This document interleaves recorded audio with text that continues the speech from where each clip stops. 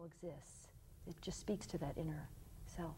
This is a very fine carving of a traditional drum dancer. Drum dancing, it looks like he would probably hit the middle of the drum, but actually they run that stick to the left around the rim of the drum to give a very eerie sound. And this is used for dancing that they would do, either both indoors and outdoors, and it's still done till this day. This is a very delicate stone. It flakes very easily, but the features on this are very finely carved, the face and so on. There's, just like you said, Elisa, energy, passion, emotion. Out his legs, he's on his knees, I believe. Mm-hmm. Yeah, just amazing. And everything they carve is from their culture in one way or another. They don't, there's nothing abstract. This is by a very famous carver in Cape Dorset, Kiowa Ashuna. It is a perfectly balanced whale and walrus. And when Nunapar was in my house and he saw this piece, he looked at it and he said, Kiowa. He knew immediately. And the point in that is that when you really begin to understand the art, you will know which carvers you're looking at pretty much. You get a feel for what they're doing. This very playful piece, of course, is carved from one stone, as all the pieces are. So that means, in a sense, he had to remove stone to create the balance between these two pieces, if you think about it. Nuna said to me once that when he looks at a piece of stone, he images what's going to come out of the stone, and then he removes the pieces that don't belong there. And it was a fascinating way of looking at it. Like, he sees the dancing bear and then just removes the other pieces to get it to show. This is a modern piece by a contemporary artist living in Toronto, originally from Powlatuck. His name is David Rubin Piktukin. David does fascinating modernistic pieces.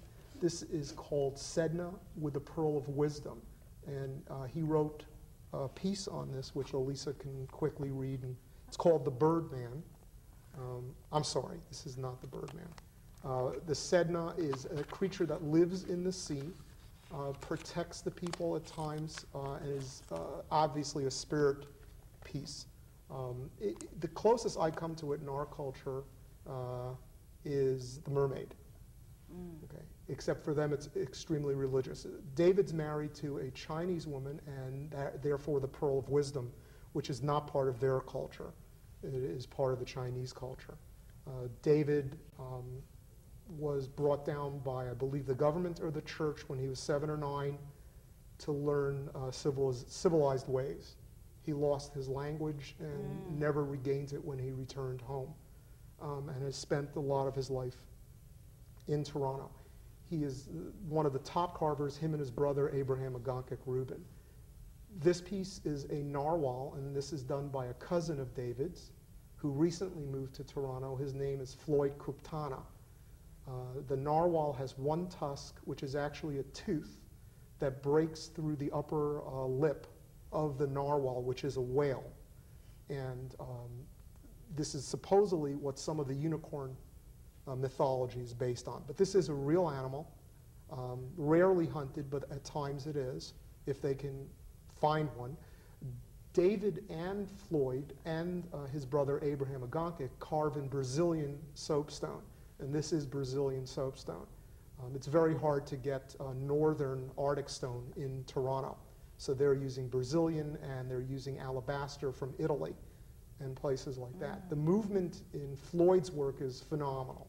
He's one of the really hot young artists at the time. Fascinating.